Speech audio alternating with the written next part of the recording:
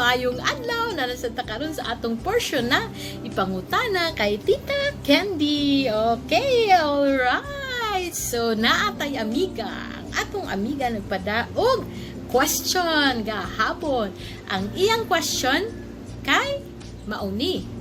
Unsaon daw pagwaktang sa trust issue? Shout out niya ni mo, Tony! Hi, Tony! I hope you're doing well right now, Tony.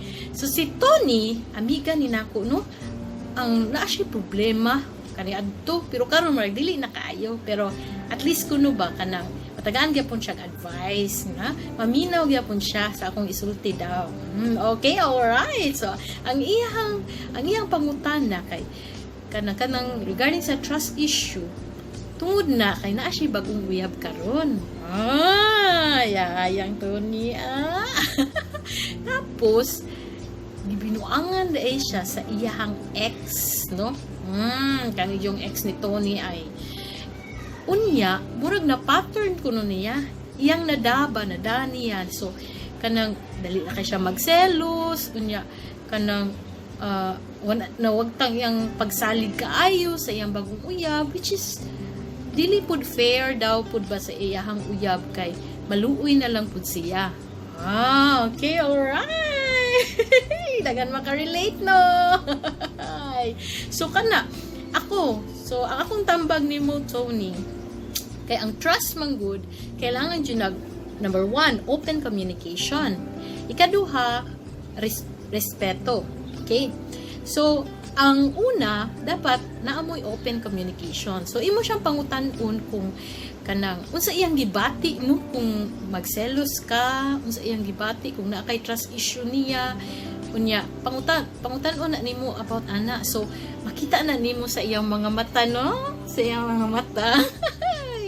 Charot. Makita nimo sa iyang mata kung sincere ba ang iyang pagtubag nimo.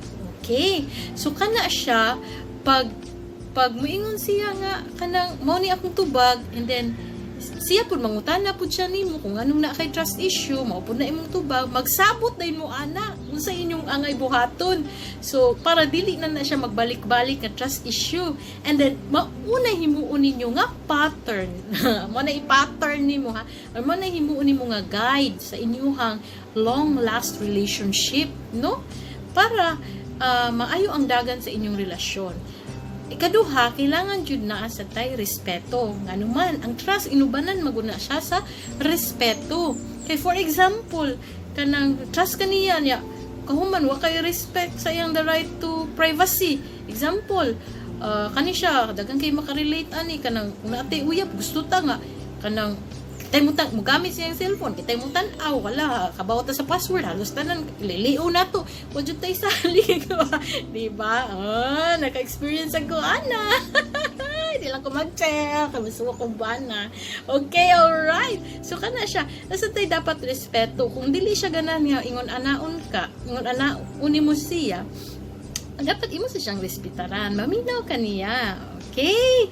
Kay kanang kamura man mag-uban, no, sa inyong kanang future nga panglantaw sa inyong kinabuhi, kay nahigugma man kaniya, imo man siyang gipili, nga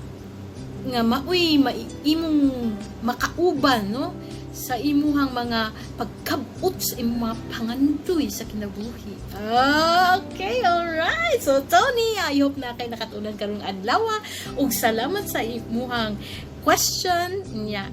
Mo na siya itubag ha, and then always remember nga kanang love unconditionally. Okay, salamat. Thanks for watching.